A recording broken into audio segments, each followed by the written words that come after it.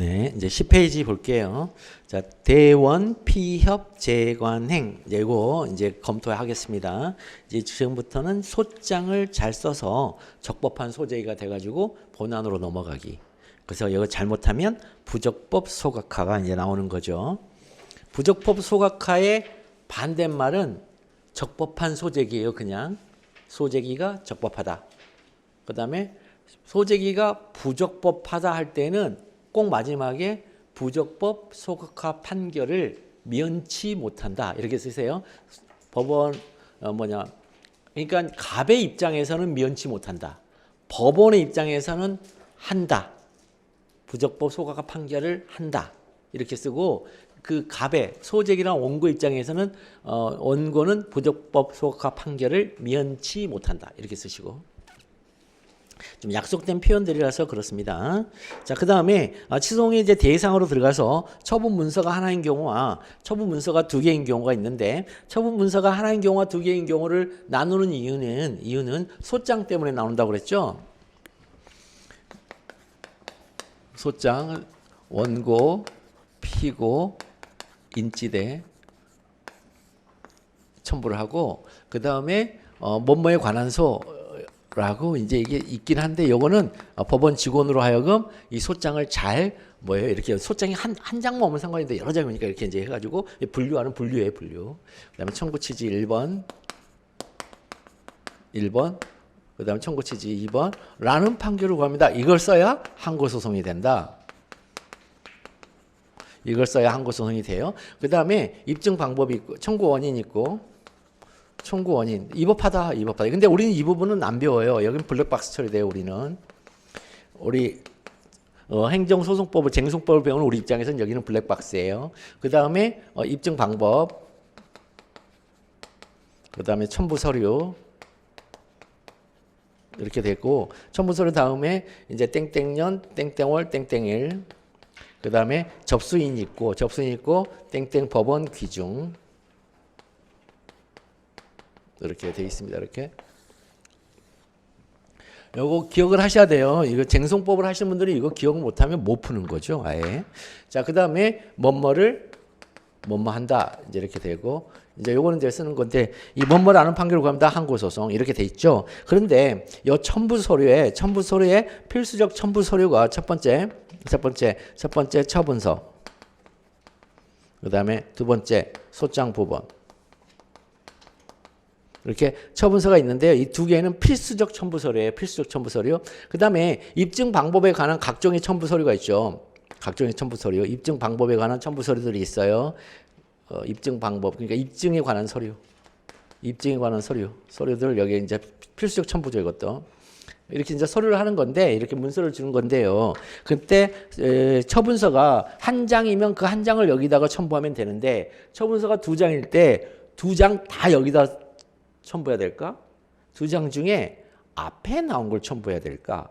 아니면 뒤에 나온 걸 첨부해야 될까? 그거에 관련된 논의에 이게 왜 필수적이라 잘못 첨부하면 안 된다고요. 이것도 아시겠죠?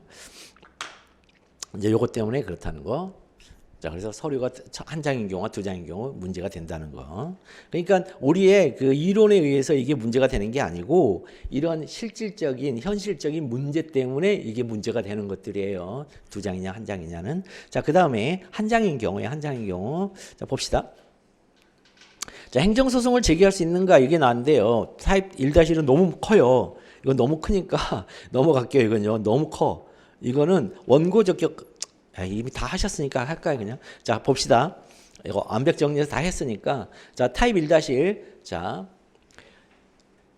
이 보면은 바텀업이죠, 바텀업. 갑은 X의 을에 대한 시외버스 운송사업 면허에 대하여 행정소송을 제기할 수 있는가? 이렇게 나왔죠.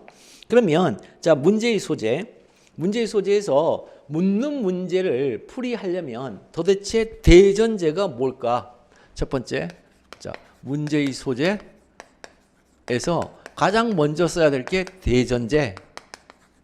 그랬더니 묻는 문제가 행정소송을 제기할 수 있는가 이랬죠. 행정소송에 관해서는 3조와 4조가 있잖아요. 3조와 4조를 보고 베끼면 되죠.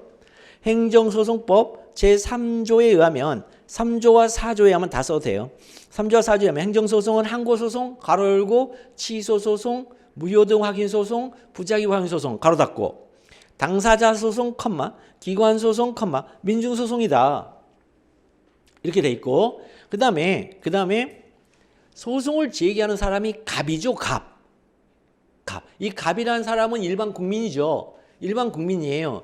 그러면 기관 소송은 누가 원 거냐면 지방자치단체의 장이 원고예요. 시장, 군수, 구청장이 원고예요. 그 다음에 민중소송은 누가 원 거냐면요. 주민이에요, 주민. 일반 국민이 아니고 주민이 원고예요, 주민. 그래서 여기서는 갑은 지방자치단체의 장도 아니고 또 주어진 설문에서 주민도 아니기 때문에 행정소법 제45조에 의하여 법정주의에 의하여 기관소송과 민중소송은 제기할 수 없습니다. 그죠? 그래서 그걸로 소거시켜줘요. 빼냈어요. 그러면 이제 뭐가 문제가 되냐면 항고소송과 당사자소송 둘 중에 어떤 소송을 제기할 수 있느냐가 문제가 되는데 당사자 소송과 항고소송을 가르는 기준이 처분성이에요. 처분성. 이게 처분이냐 아니냐에 따라서 즉 항고소송의 대상이 되면은 항고소송으로 가야 돼요. 필수적으로. 항고소송의 대상이 되지 않을 때 비로소 당사자 소송으로 가는 거예요. 항고소송의 대상이 됨에도 불구하고 당사자 소송으로 가면 부족법 소각화당해요. 그거. 그래서 항고소송의 대상이 되면 반드시 뭐뭐라는 판결을 구합니다라는 이 소장의 목적으로 써야 된다는 거예요. 그런데 항고소송의 대상이 아니면은 이 문구를 못 쓰고 항고소송의 대상이 됨에도 불구하고 이 문구를 안 썼다 그러면 부족법 소각화 된단 말이에요. 아셨죠? 그러니까 그런 얘기를 지금 하고 있어요. 그래서 여기서도 자 갑은 그다음에 이제 거기까지 쓴 다음에 묻는 문제 그대로 빼내세요. 원래는 전제 상황도 쓰는 거죠. 전제 상황이 뭐냐 하면 항상 바텀업 마지막 묻는 문제 바로 앞이 전제 상황이에요. 이거를 논리문에서는 기승전결에서 전에 해당한다고 그래요. 기승전결의 전에 해당하는 문장이 언제나 문제되는 지점이에요. 그럼 문제되는 지점은 주어진 문제에서는 이거죠. 관할행정청 X는 갑이 운영하는 노선에 대해 인근에서 대규모 운송사업을 하고 있던 을에게 새로이 시외버스 운송사업 면허를 하였다. 이게 전제 상황이에요. 그러면 이제 묻는 문제를 또 계속 그래서 마지막 바텀의 마지막 묻는 문제와 마지막 묻는 문제 바로 앞 문장을 한꺼번에 써도 괜찮아요. 문제의 소재에다. 보고 베껴도 돼요.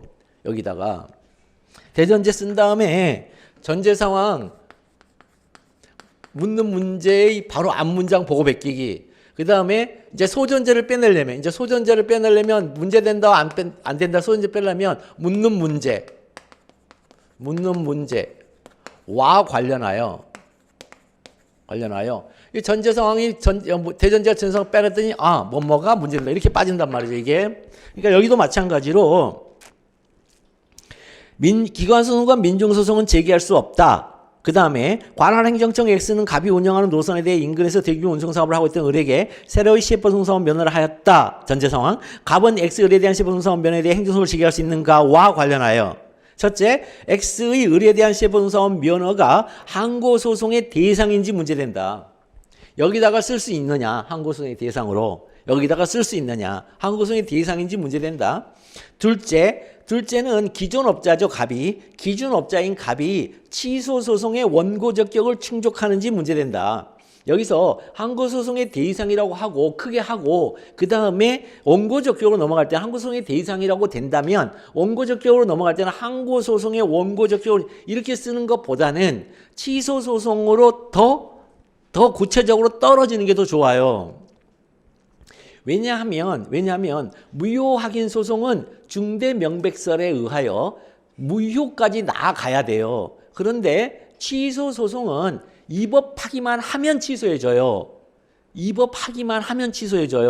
그런데 무효화기 소송은 위법할 뿐만 아니라 그 위법성의 정도가 무효까지 나아가야 돼요. 근데 그게 무효임을 누가 입증을 하냐면 원고가 입증을 해야 돼요. 원고가 입증을 해야 되니까 굉장히 부담이 큰 소송이에요. 이건 취소송보다는. 그러니까 부담이 훨씬 가벼운 취소 소송하는 게 더 낫다. 그래서 취소송이 원고 적격 충족하는 문제인다 이렇게 쓰시면 돼요.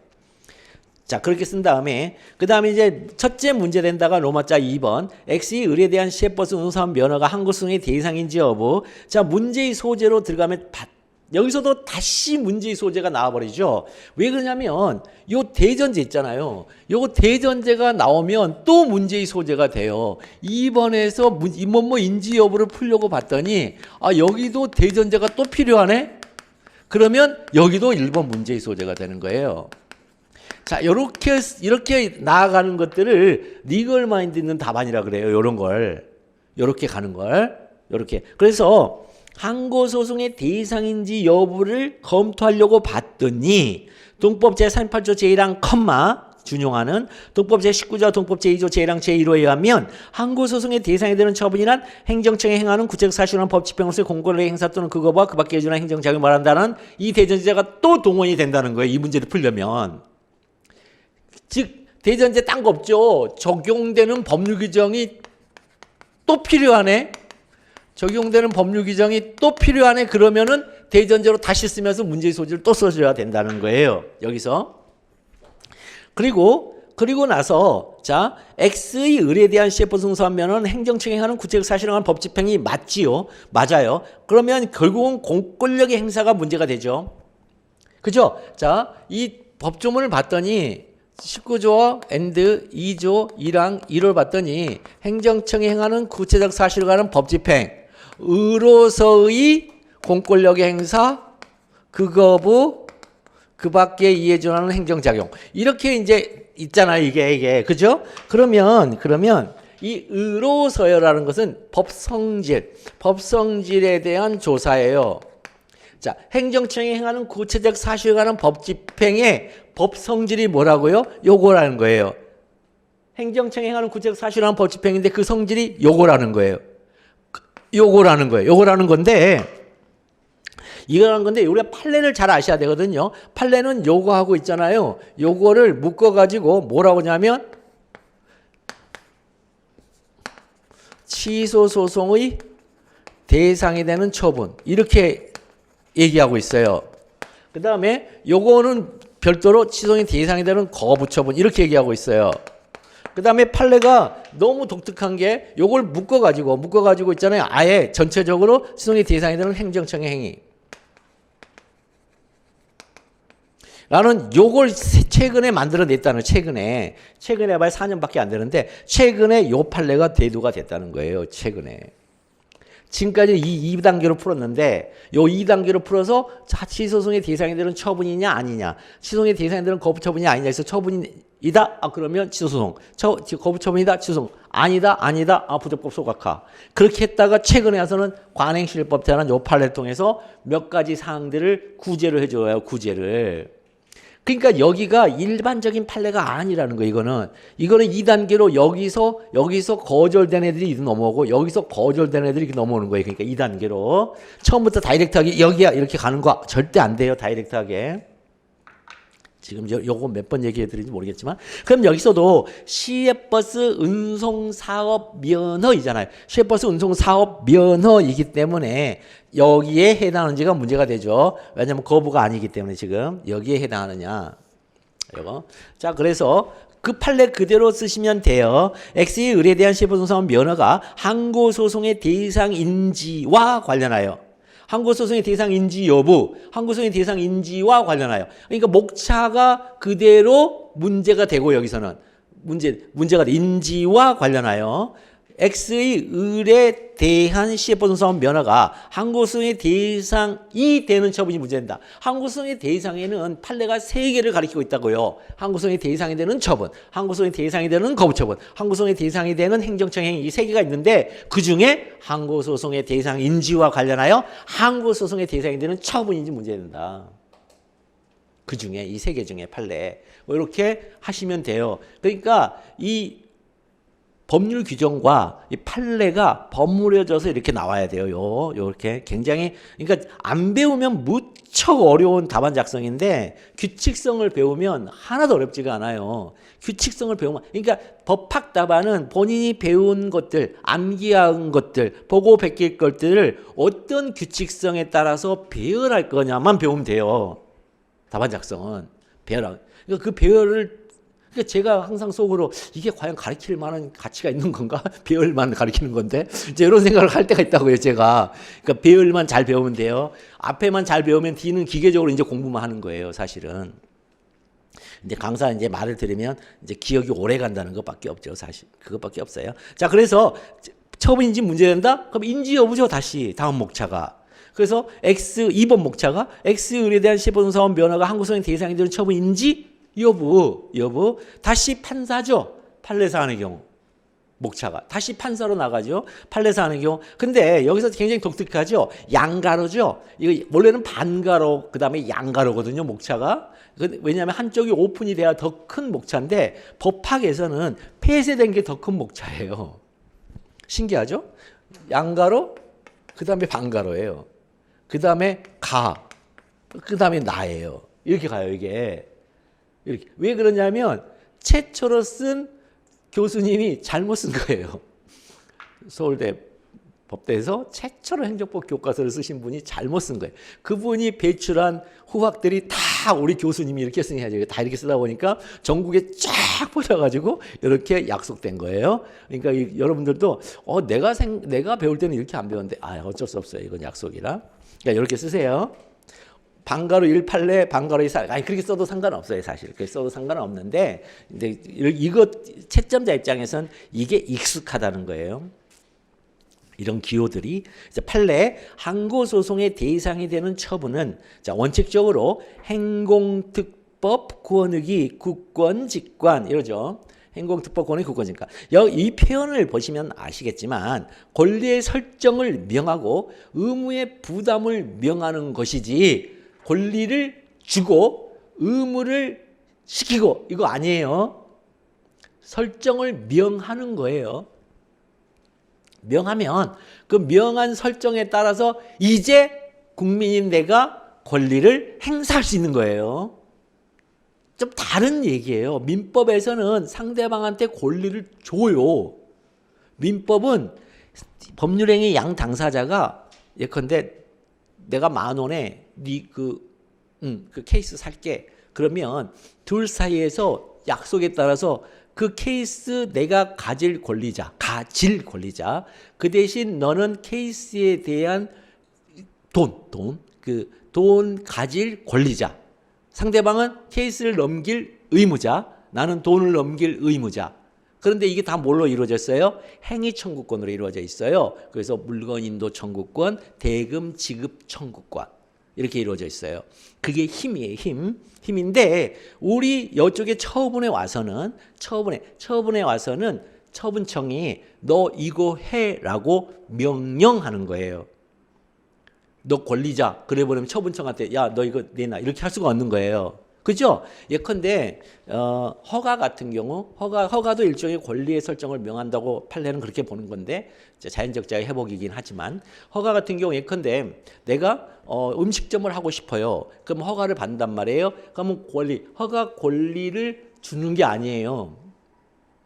음식점을 영업할 수 있는 권리를 주는 게 아니고 그 음식점 영업을 할 수 있는 권리를 설정해 주는 거예요. 그러면 나는 설정된 권리에 따라서 행사하는 거예요. 그러니까는 어디예요? 다르죠. 권리는 민법에서는 상대방이 정해져 있잖아요. 그죠? 그러면 이 허가를 준 국가에 대해서 내가 그 국가를 상대방으로 너 이거 해마 이렇게 할 수 있냐면 그게 아니라는 거예요. 그러니까 그런 구조가 깨지기 때문에 명한다 이렇게 익히고 있단 말이죠 우리가. 그 다음에 법률상 효과를 발생시키는 것도 발생하게 하는 거예요. 발생시키질 않습니다. 기타 법률상 효과를 직접 발생시키는 등이 아니에요. 발생하게 하고 있어요. 이거 다 뭐예요? 저쪽에 우월적이라는 거예요. 국가가 하는 행위들이 다 우월적이에요. 우리가 밑에 있는 거예요. 우열 관계에 있는 거예요. 지금 대등 관계가 아니라. 그래서 우월성이 전제되어 있는 표현들이에요.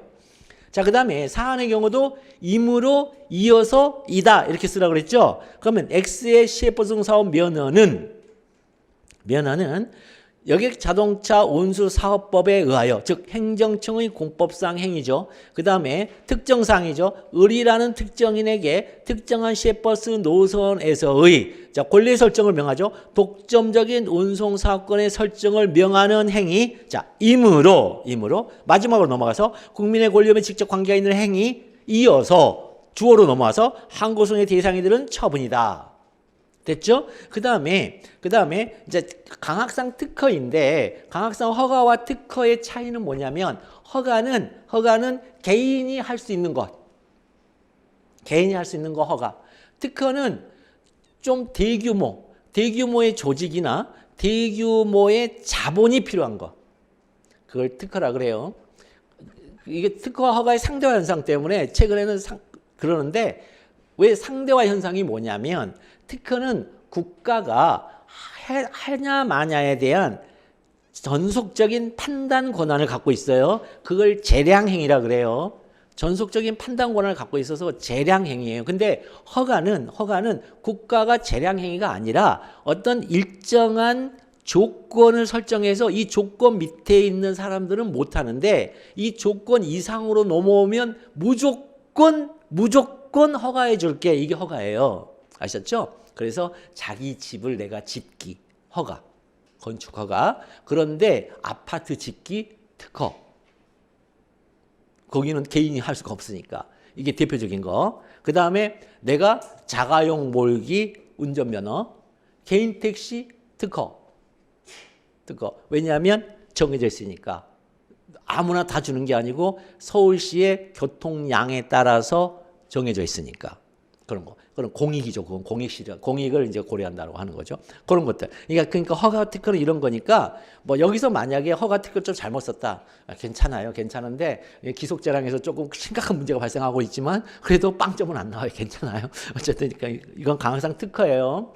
그다음에 그러면 자, 문제의 소재로 이렇게 출발을 하잖아요. 그럼 문제의 소재에서 중간에 2번 뭐뭐 인지 여부 나왔죠.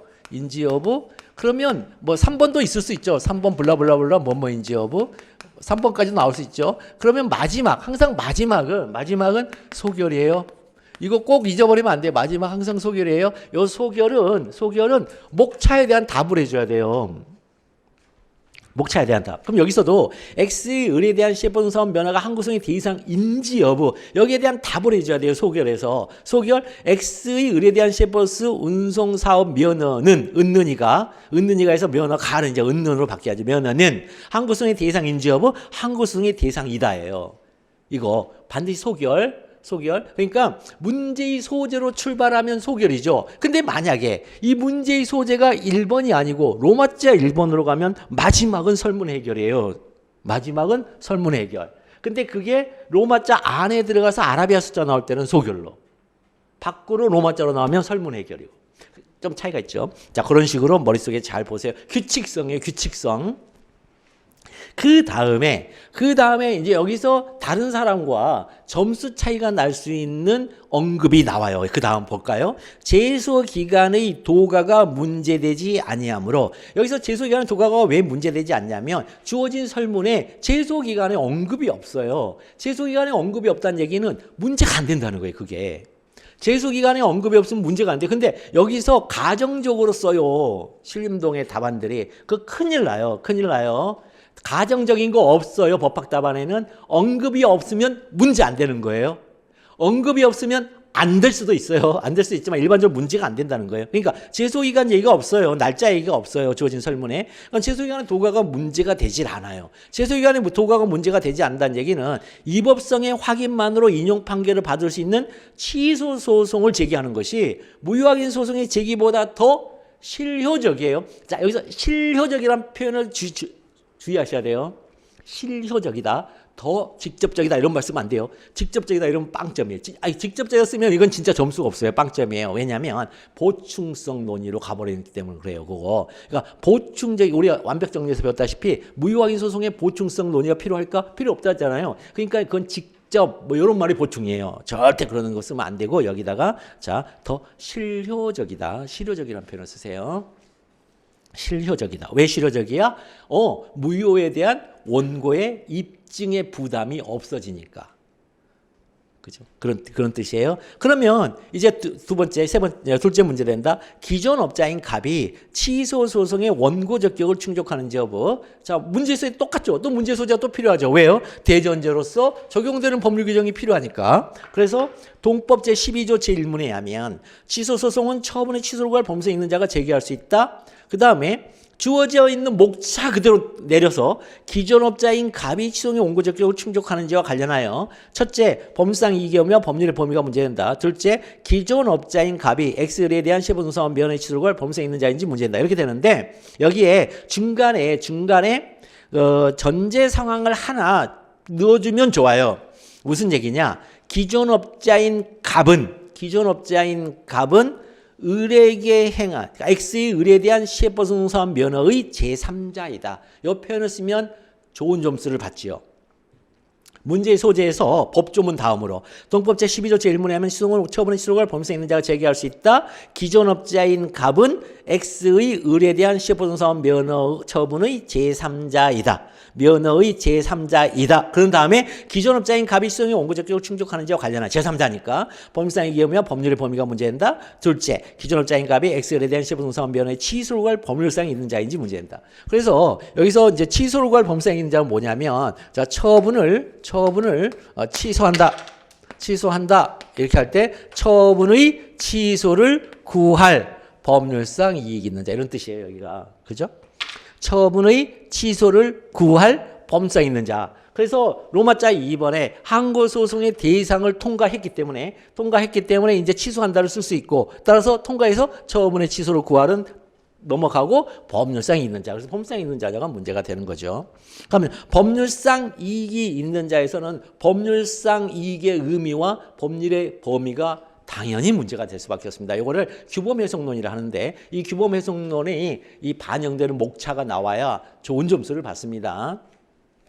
그 다음에 그러면 통설과 판례는 법률상의 이익의 의미를 취소소송의 기능과 관련 취소의 기능이 중요하다고 그랬죠. 이 표현이 취소의 기능이라는 이 표현이 키워드예요. 여기서는 법률상의 이익의 의미는 취소의 기능이라는 이 표현이 키워드 중에 키워드예요. 그래서 기능과 관련하여 자, 법률상 보호되는 이익구제설에 의해 법률상 보호되는 이익으로 보면서 그 법률의 범위를 처분의 근거 법률의 관련 법률까지 고려하죠. 판례가. 그러면 사안의 근거 법률은 여객 자동차 운수 사업법이죠. 지금 참조조문을 줬잖아요. 참조조문을 줬습니다. 그다음에 왜 이렇게 이제 짧게 썼냐면 15점짜리라 그래요. 배점이 15점짜리라. 이게 만약 25점 그러면 여기도 학판검사 이렇게 써야 되는데 15점밖에 안 줬기 때문에 이렇게 짧게 쓴 거예요. 그다음에 둘째 문제 된다가 이제 3번 목차. 기존 업자인 갑이 X을에 대한 시효분성사원 면허의 취소를 구할 법률상 있는 자인지 여부. 자, 판례. 자, 과경불방이죠. 과당경정이란 경영상 불합리 방지죠. 자, 과경불방. 자, 그래서 강학상 허가는 영업자유를 회복하는 데 불과하고 독점적 영업권을 부여받은 것이 아니기 때문에 신규 허가로 인하여 영업상이익이 감소된다. 이건 뭐예요? 자신의 기능의 경쟁에서의 경쟁에서 진 거죠. 그래서 원고들의 반사적 이익을 침해하는 것에 지나지 아니하므로 기존 업자는 신규 허가 처분에 행정소송을 제기할 법률상 이익이 없다. 반면에 사업의 면허 기준이 사업에 관한 질서 확립, 사업의 종합적 발달 도모, 공공복리 증진이죠. 질서 확립, 종합적 발달 도모, 공공복리 증진. 이건 왜 공익을 고려하고 있죠. 동시에 업자 간의 과당 경쟁원이라는 경영의 불합리 방지, 과경불방, 과당 경쟁원이라는 경영의 불합리 방지, 과경불방. 이 경영의 불합리가 뭐냐면요, 적자를 말합니다. 적자. 그러니까 적자가 일어나면 그걸 과당 경쟁원으로 보는 거예요.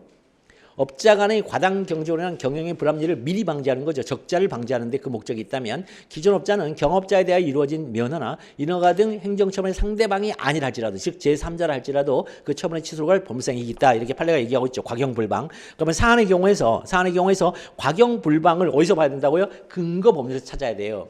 과경불방을 근거 법률에서 찾아야 되는데 시효분성사원 면허의 근거 법률이나 근거 법규나 같은 말 근거 법률인 여객자동차 운수사업법 제1조가 뭐예요? 제1조가 지금 판례에서 봤던 첫 번째 줄이죠. 사업에 관한 질서 확립, 종합적 발달 도모, 공공복리 증진 이게 1조에 있어요. 그러니까 동시에 1조와 그러면 또 동시에 업자 간의 과당 경쟁에 의한 경영의 불합리를 미리 방지하는 목적이 있는 규정이 뭐냐? 제6조 제1항 제1호요. 제6조 제1항 제1호에 뭐라고 나왔냐면 수송 수요와 수송력 공급 고려. 자, 수요와 공급을 고려하면 뭐가 나오죠? 균형 가격이 나오죠. 수요와 공급을 고려하면 균형 가격이 나오죠. 그러면 기존의 균형 가격 하에서 뭐예요? 공급이 늘어나면 균형 가격이 밑으로 떨어지죠. 그럼 떨어지니까 당연히 기존의 X를 기준으로 삼고 있었던 업체 입장에서는 적자죠, 그거. 그러니까 그거 얘기요, 그거. 그러니까 그러니. 따라서 수요와 공급을 고려하게 되면 무조건 과당 경쟁이라는 경영의 불합리를 미리 방지하는 데 목적이 있는 규정이다. 이렇게 생각하시면 되겠어요. 그걸 찾아내면 돼요. 수요와 공급에 관한 것을. 자, 그래서 이 여기 규정의 해석상 해당 업자들 사이의 과당 경쟁이라는 경영상 불합리를 미리 방지하는 데도 그 목적이 있다고 보이므로 자, 기존 업자인 갑은 엑셀에 대한 시범공사한 면의 취소를 범상 있는 자이다. 사안의 경우에서는 항상 마지막에 이렇게 포섭을 한 다음에 해주시면 되겠어요. 그러면 소결이 뭐냐면 목차가 기존 업자인 갑이 취소의 원고 적격을 충족하는지 여부죠. 기존 업자인 갑은 취소소송의 원고 적격을 충족한다. 그러면 설문의 해결, 묻는 문제가 행정소송을 제기할 수 있냐니까 갑은 을에 대한 세법동사원 면허를 대상으로 취소소송, 즉 행정소송을 제기할 수 있다. 이렇게 쓰시면 되겠습니다. 조금 느낌이 오시나요? 자, 이게 이제 행공특법 권익의 국권주권 중에 행공특법 권에 해당한 거예요. 그러니까 취소의 대상에서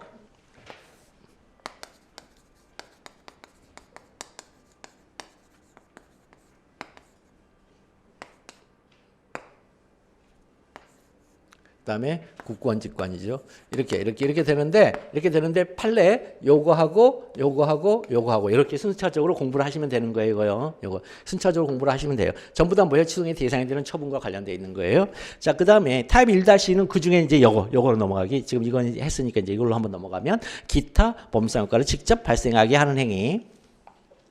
이거는 이제 12페이지에 자, 마지막 줄이 갑은 제명 의결에 대하여 행정소송을 지겼습니다. 또 여기서도 행정소송이라 나오죠. 또 행정소송이라 나오죠. 그러면 첫 번째 왜 굳이 이 문제가 나왔느냐를 나는 알고 있어요 라는 게 첫 문장인데 이거 써도 되고 안 써도 되는데 사실 요걸 쓰면은 좀 고득점을 맞아요. 그러니까 채점자가 깜짝 놀래버려요. 이 문장이 나오면. 자기가 출제 의도는 그게 아닌데 이런 것도 있었네라고 자기가 놀라는 거예요. 무슨 냐면 이 문장이에요. 문제 소지 볼게요. 국회의원에 대한 제명 의결은 헌법 제64조 제3항에 의하여 행정소송을 제기할 수 없는 통칭이에요. 이게 바로 그 문제예요. 이게 통칭이에요. 대통령의 통칭이냐 아니냐가 그게 문제가 되고 판단이 지나가야 되는데 국회의원에 대한 제명 의결은 헌법이 명문으로 인정한 통칭이에요.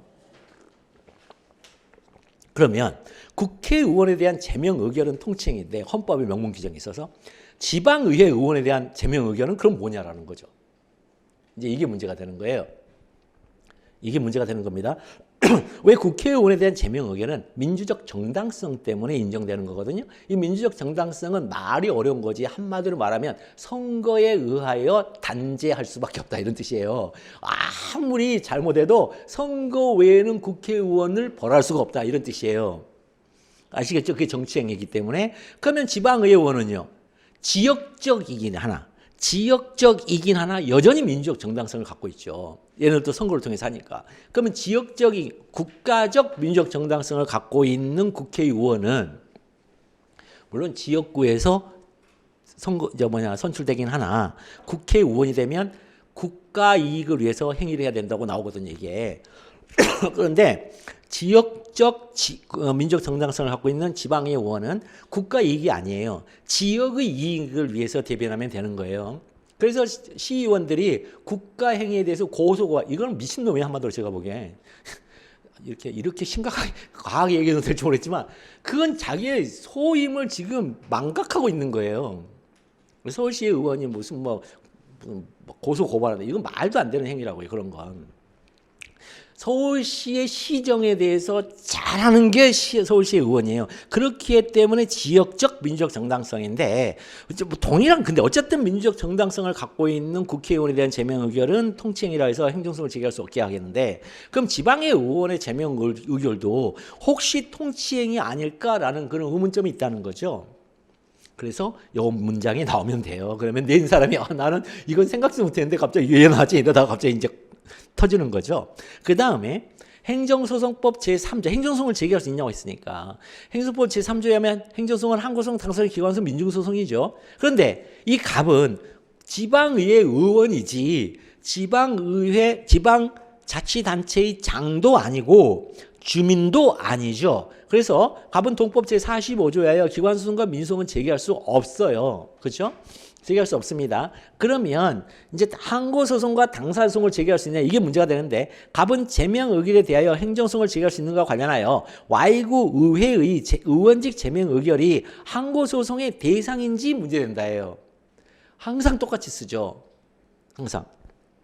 로마자 2번. 그럼 Y구의 의원직 제명 의결이 항고소송의 대상이죠. 문제의 소재. 자, 동법 제38조 제1항 컴마 동법 제19조와 동법 제2조 제1항 제1호에 하면 항고소송의 대상이 되는 처분이란 행정청이 행하는 구체적 사실에 관한 법 집행으로서의 공권 행사 또는 그 거부와 그 밖의 이에 준한 행정작용을 말한다. 그 다음에 Y구 의회의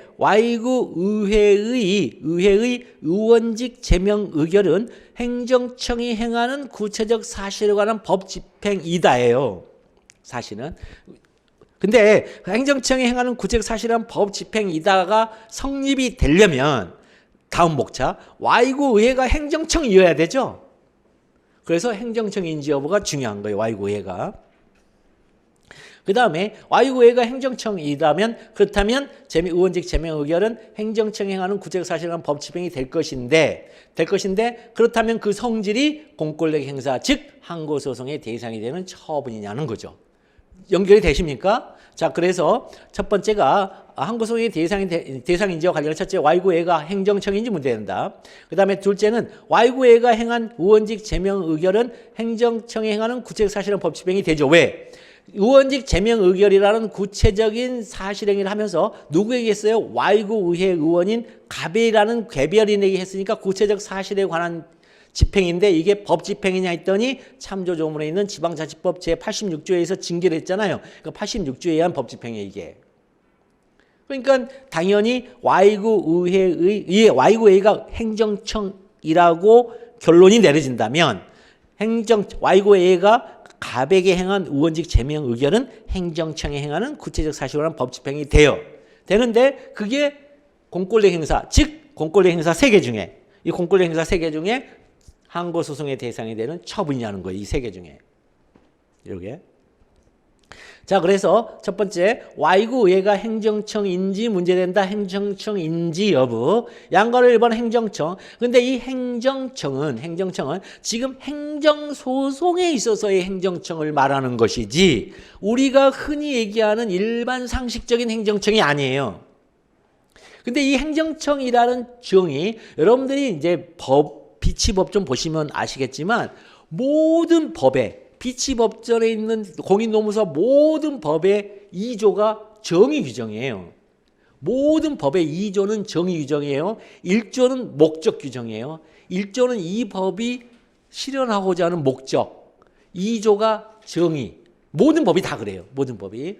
그러면 행정소송이니까 이 행정청에 대한 정의도 행정소송의 2조에 가면 있겠네요. 갔더니 있어요. 행정소송법 2조 2항을 보면 본법을 적용함에 있어 행정청에는 이렇게 써놨어요. 행정청의 정의가 되려면 행정청이란 이렇게 써야 되는 거 아닌가요? 그런데 여기는 행정청에는 그 다음에 법률 규정에 의하여 사무에 이임 또는 위탁을 받은 공공기관 뭐 그렇게 나오죠. 행정기관 또 공공단체 및 그 기관 사인이 포함된다 이렇게 나와 있잖아요. 그러니까 이게 is가 아니에요. include예요. 뭐뭐를 포함하고 있다예요. 그러니까 이거는 뭐예요? is면은 연역적 정의인데 포함하고 있다니까 기납적 사례예요. 우리 행정소법 2조 2항의 행정청 정의는 기납적 사례를 들고 있어요, 지금. 그럼 기납적 사례는 정의 규정이 아니에요. 그래서 이걸 정의 규정으로 치환을 해주는데 우리 판례가 어떻게 치환하냐면 이렇게 치환해줘요. 자, 교재를 보겠습니다. 행정소송법 제2조 제2항에 규정된 행정청의 개념은, 자, 연역적 개념은 행정조직법상의 행정청이 아니라, 우리가 흔히 일반 상식적으로 생각하는 그런 행정조직법상 행정청이 아니라 행정에 관한 의사를 결정하여 표시하는, 자, 의사결정 기능, 의사표시 기능, 이 두 개로 이루어지는 기능적 의미의 행정청이다, 이렇게 얘기하고 있어요.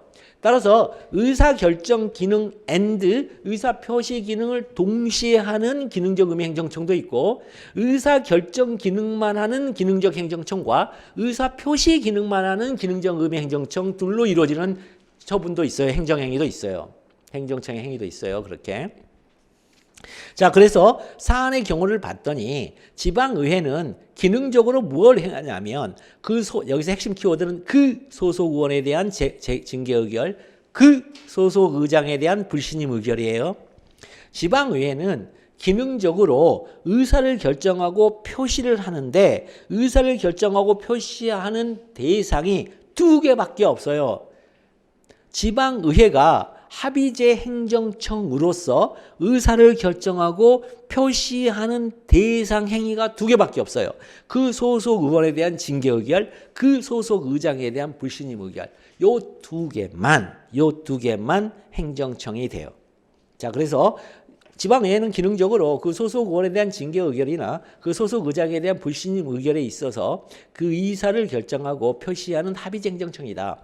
그렇다면 그 소속 의원 갑에 대하여 의원직 제명 의결을 하는 Y구 의회는 행정청이다.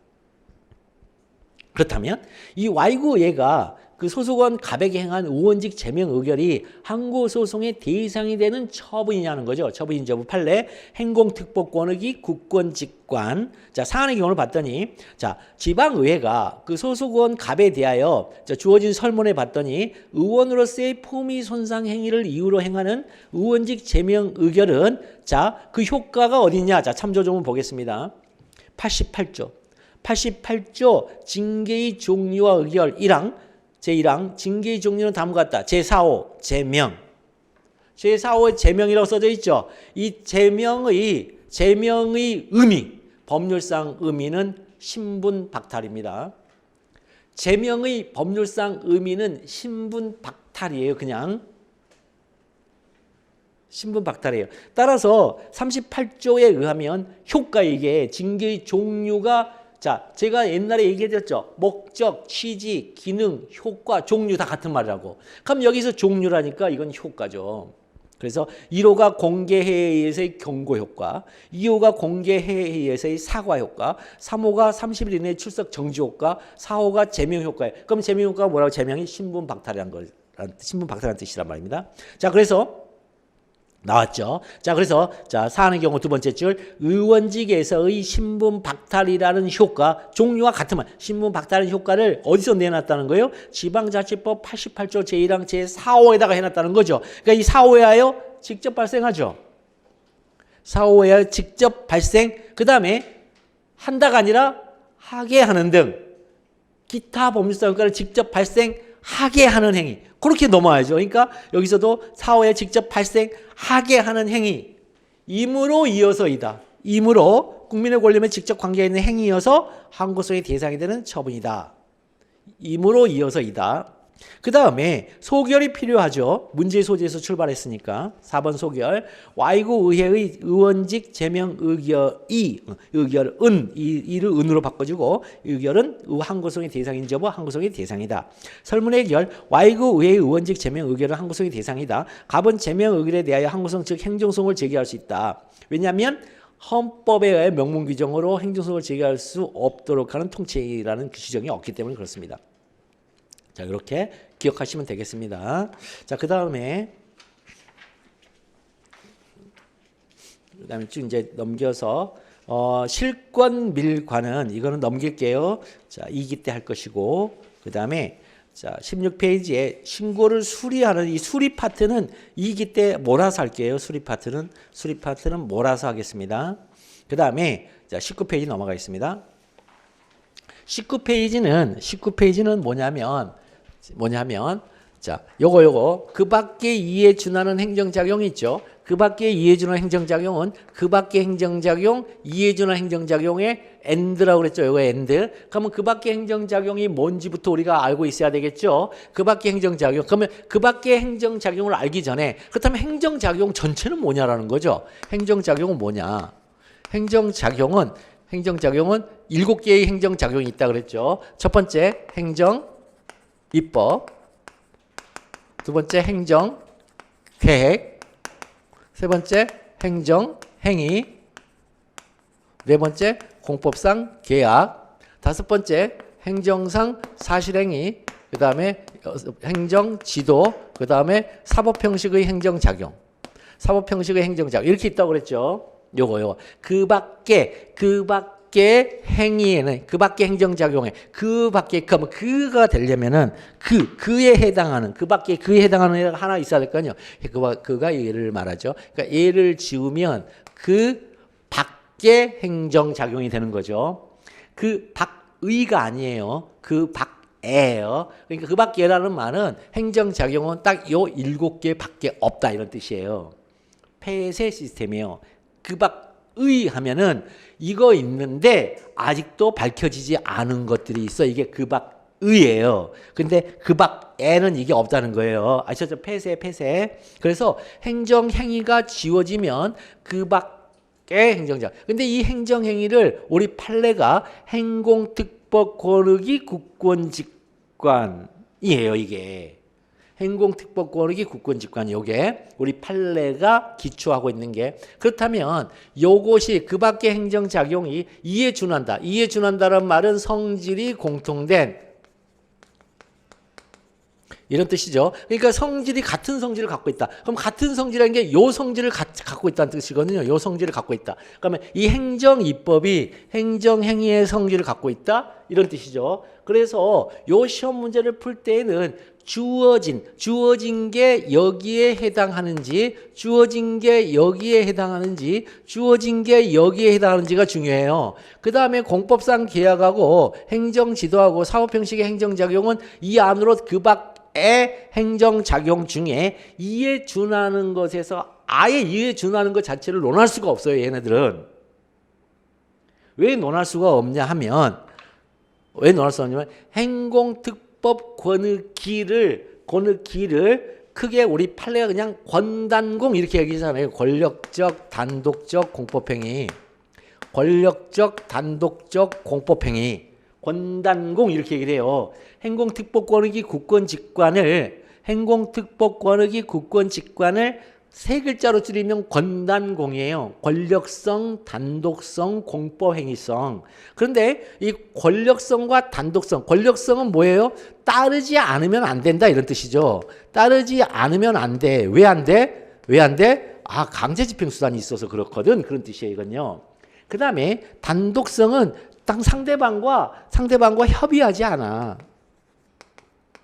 이런 뜻이에요. 아시겠죠? 그러면 공법상 계약은 뭐예요? 협의를 해야죠. 그래서 단독성이 없어 협의하기 때문에 안 돼요.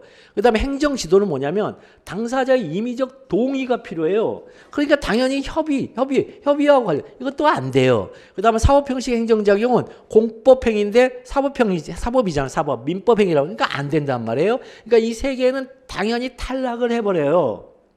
그 밖의 행정작용인데 이에 준한다는 것을 개념 자체로 논할 수가 없게 됐어요. 이 세 개는. 개념 자체로 논할 수가 없어요. 그러니까 개념 자체로 논할 수가 없으니까 이 세 개가 어디로 간다고요? 그 밖의 행정작용인데 이 행정행위라는 행공특법권의 국권직관을 논할 수가 없으니까 요걸 논할 수가 없으니까 어디로 넘어간다고요? 일이 넘어가 버린다고요. 얘네들이 일이 넘어가요. 아시겠죠? 얘네들이 일이 넘어가고 그 다음에 행정상 사실행위는 권력적 사실행위와 비권력적 사실행위 이렇게 나뉘는데 그러면 권력적 사실행위면은 이거 맞는데 비권사일 때는 일이 넘어가 버려요. 얘네도. 이렇게 넘어가요. 이렇게. 그러니까 여기에 해당 안 되니까 일이 넘어간다고 얘네들이. 아시겠죠? 요거 지금 이제 이런 말 알아들을 수 있겠죠. 완벽 정리를 넘어왔기 때문에. 그래서 그 밖에 이에 준하는 행정작용을 할 때에는 2단계죠. 첫 번째 그 밖에 행정작용으로서 행정입법인지 여부, 그 밖에 행정작용에서 행정계획인지 여부, 그 밖에 행정에서 행정상 사실행위인지 여부, 이 영역에 속해 있다는 걸 먼저 얘기해 준 다음에 두 번째는 취소소송의 대상이 되는 처분인지, 왜냐하면 요게 요 말이니까 취소의 대상이 되는 처분인지 여부, 그렇게 2단계로 넘어가면 돼요. 자, 그래서 요거 자 19페이지 보면 도시관리 계획 결정은 취소소송의 대상이 되는가 이렇게 나왔어요. 그 문제의 소재에서 취소의 대상이 되는가? 그거 하려면 뭐 해야 돼요? 19조하고 2조 1항 1호라는 적용되는 법률 규정을 꼭 제시를 해줘야 된단 말이에요, 여러분들은. 그래서 행정소송법 이하 동법 제19조와 동법 제2조 제1항 제1호에 의하면 취소소송의 대상이 되는 처분이란 행정청이 행하는 구체적 사실에 관한 법 집행으로서의 공권력 행사 또는 그거와 그 밖에 해주는 행정작용을 말한다. 이렇게 써놓고 묻는 문제 그대로 도시관리 계획 결정은 취소의 대상이 되는가와 관련하여 첫째, 도시관리 계획 결정의 법적 성질 문제된다. 그 법적 성질이 행정입법이니 행정계획이니 행정상 사실행위니를 가리키는 말이에요, 이게. 법적 성질이라고 해서 별게 아니에요. 그 밖에 행정작용 중에 뭐야? 그런 뜻이에요. 아시겠죠? 그 밖에 행정작용 중에 뭐야? 원래 법적 성질로는 취소의 대상이 되는 처분이니 기속행위니 재량행위니 이렇게 가는 게 원래 법적 성질론인데, 이 취소의 대상을 물어볼 때 이 영역으로 들어갈 때는 법적 성질론이라 그래가지고 이 세 영역 중에 뭐에 해당할까? 그걸 얘기해 주는 거예요, 여긴요.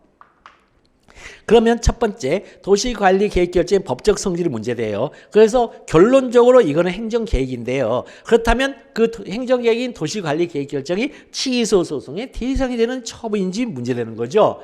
행정행위란 말을 안 쓰고 항상 취소의 대상이 되는 처분이라고 글을 쓰고 있기 때문에 판례가. 자, 그래서 도시관리 계획 결정의 법적 성질 이거 외우면은 고득점. 못 외우더라도 뒷부분이라도 잘 쓰면 되는데, 자, 무슨 얘기냐? 목표, 자, 목적, 목표, 수단, 이렇게 나오거든요, 원래.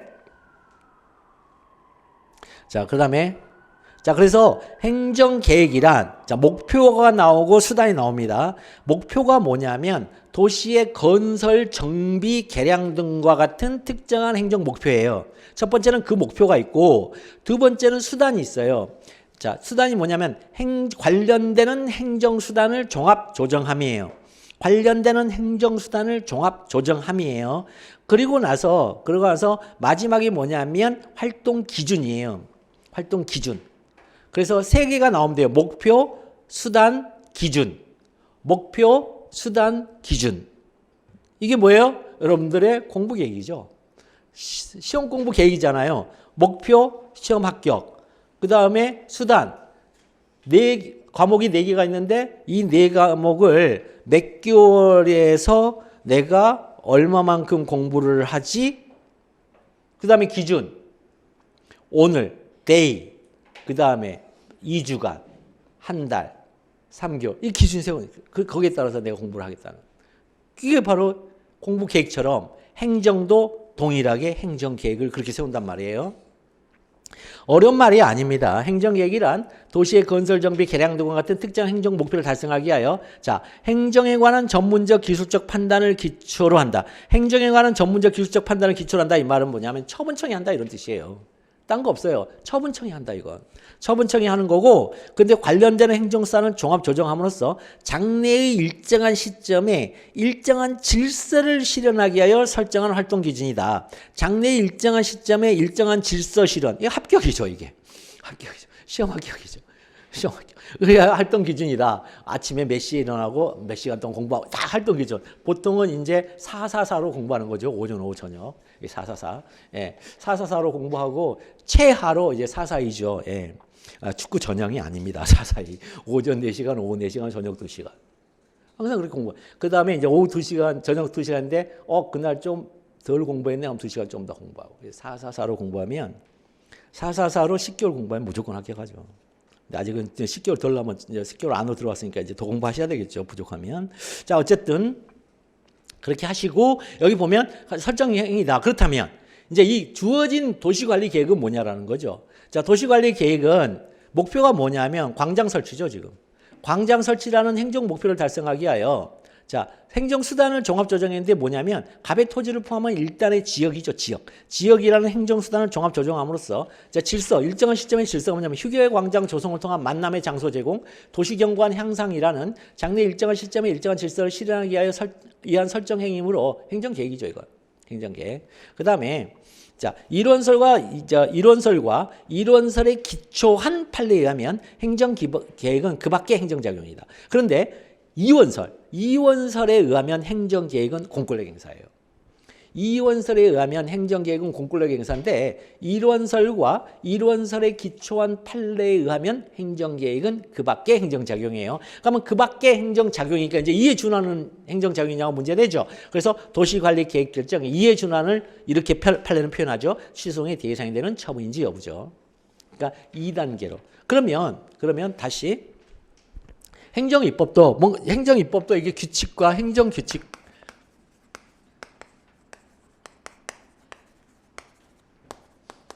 이렇게 나오죠. 법규명령과 행정규칙 이렇게 둘로 나뉠 때 이 법규명령에서만 그 밖에 이에 준한 행정장용, 즉 취소의 대상이 되는 처분이 나올 수 있어요.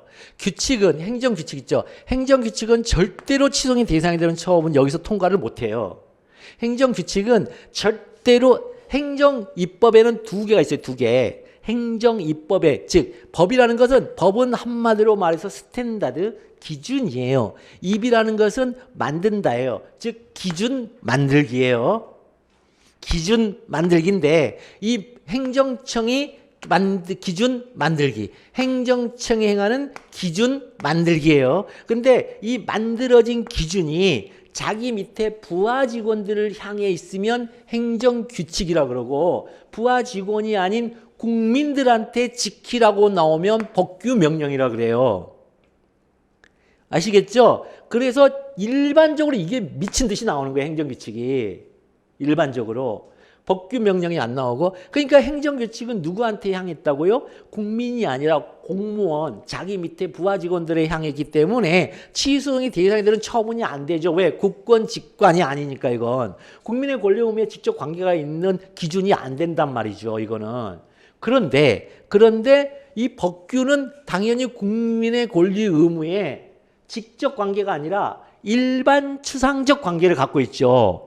그런데 그것이 처분을 통과하면은 이제 처분을 통과해서 우리한테 오는데 아니 일반 추상적인 법규를 만들어 했더니 개별 구체적 법규를 만들어 버린 수가 있단 말이죠. 그럼 그게 이게 통과될 수 있다는 거예요. 그게.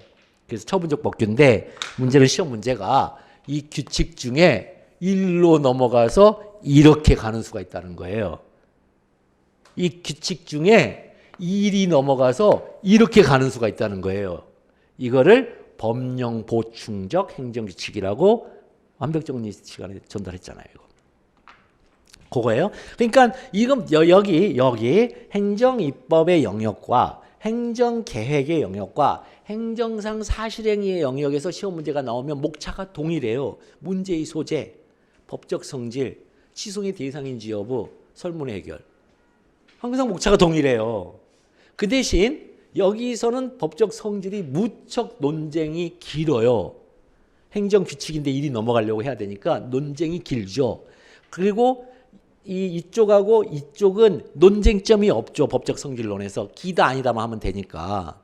그래서 여기서 시험 문제 나오면 20점. 여기서 시험 문제 나오면 15점. 10점. 그래요. 최대 점수가 15점. 여기는 심지어 25점을 줄 때도 있어요. 20점. 여기는 최소 점수가 20점. 15점에서 25점 사이. 여기는 10점에서 15점 사이. 그러니까 그렇게밖에 배점을 못 해요. 아시겠죠? 자, 그렇게 하는 거예요. 법적 성 그러니까 목차를 기억하세요. 그 밖에 이에 준하는 행정작용의 목차는 문제의 소재, 법적 성질, 취소의 대상이 되는 처분인지 여부, 설문 해결. 이렇게 연결된다는 거. 그래서 여기서 하나는 해결했어요. 그래서 설문 해결을 볼게요. 설문 해결. 행공특법권의 국권 직관. 설문 해결. 도시관리 계획 결정은 그 밖의 행정작용이죠. 즉 행공특법권의 국권 직관으로 직접적으로 판단할 수 있는 작용은 아닌데 봤더니 행공특보권의 국권직관의 요소를 갖고 있네. 취소의 대상이 되는 처분이므로 행정청이 행하는 구체적 사실은 법집행으로서 그 밖에 예전의 행정작용이다. 이렇게 보는 거죠. 사안의 경우에도 임으로 이어서 이다. 이것도 그렇게 쓰는 거예요. 언제나. 사안의 경우를 한번 읽어볼게요. 광장의 설치를 목적으로 하는 도시관리계획 결정은 그 도시관리계획구역 안의 토지 소유자와 건물 소유자 2명이 있죠.